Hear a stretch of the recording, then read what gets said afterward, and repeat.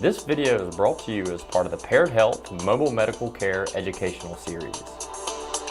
Hi, I'm JB Powell, and I'm here today with Dr. Mike Watson, Medical Director at Paired Health. In today's module of the Mobile Medical Series, we'll review how to assess a patient's risk for readmission.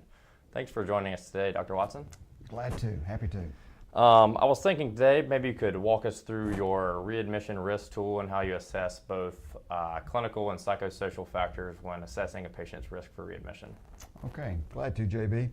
This tool that you'll see is a tool that was based on the BOOST study that was done a couple of years ago, which looked at factors that were highly predictive of a patient's risk for readmission.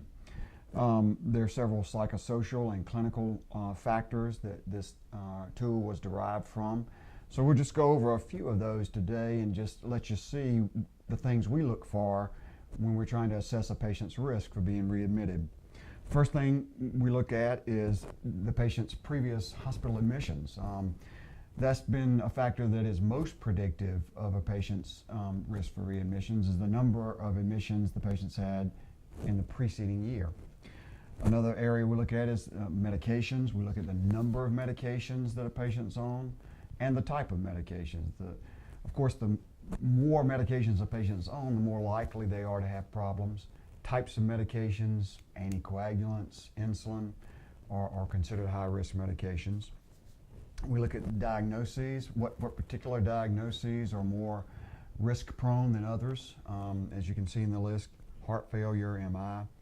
We look at behavioral and substance abuse issues,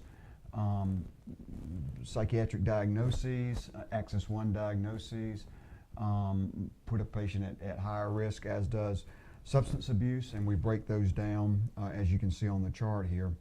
Whether a patient has a primary care provider or whether a patient has seen a primary care provider in the preceding 6 months or a year has also been shown to be highly predictive of outcome or risk level for that patient. And then finally, patient support. You know, what type of support do they have? Do they live alone? Do they live with a caregiver who can give them adequate support, or do they live with someone who maybe is not good or not capable of giving them the support they need? Great, so now you've collected all of this patient data, both psychosocial stuff that you've picked up on in the patient's home, I'm guessing, as well as the clinical data that's derived from the EMR. So how do you make sense of all of this in stratifying the patient into a risk level, so say high, medium, low? Exactly. Well, what we do is we use the tool, we go through, after we've scored each item, we add them together, and we come up with a number, and then we use our legend that we have, and as you can see, if a patient scores 9 to 14, he's considered high risk. 4 to 8, moderate risk. 0 to 3 would be low risk. And these risk levels determine how frequently we see them and how soon we see the patient after we get the referral. So just curious, what would you do if you were referred a patient that had admitted 5, maybe 10 times with a handful of ED visits within the previous 12 months?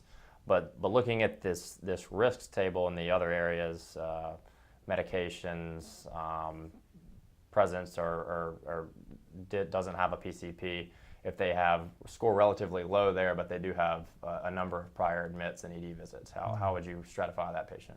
That's a good question, JB.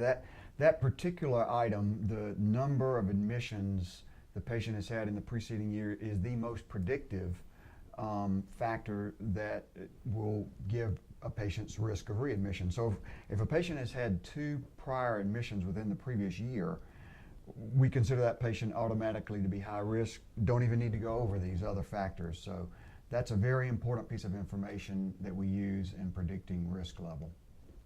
Great. Well, thank you, Dr. Watson. That was very helpful, and that's a wrap for this module of the Mobile Medical Series. Thank you for watching this segment of the Paired Health Mobile Medical Care Series. Remember to check out the rest of our series and much more at www.pairedhealth.com.